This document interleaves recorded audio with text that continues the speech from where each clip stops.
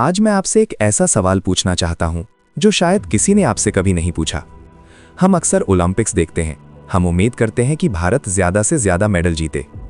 जब कोई भारतीय खिलाड़ी मेडल जीतता है तो पूरा देश खुश होता है, सोशल मीडिया पर पोस्ट आती हैं, टीवी चैनल पर चर्चा होती है।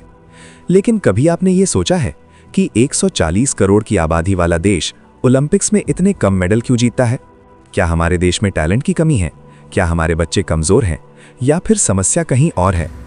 सच ये है कि खेल की शुरुआत जहां से होनी चाहिए वहीं से खेल धीरे धीरे खत्म हो रहा है, हमारे स्कूलों से।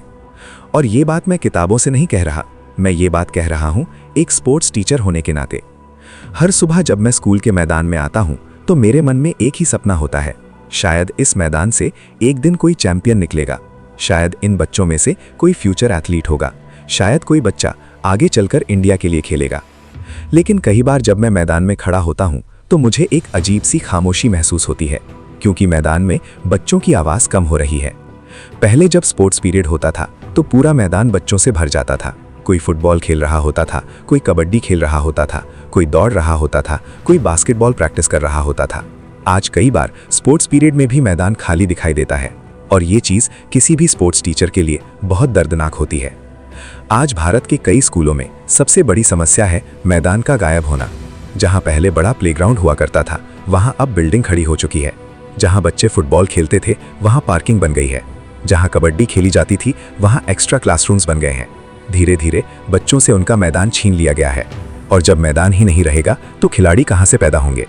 कागजों में तो हर स्कूल में स्पोर्ट्स पीरियड होता है, लेकिन असलियत में कई बार स्पोर्ट्स पीरियड का इस्तेमाल एक्स्ट्रा क्लासेस के लिए किया जाता है।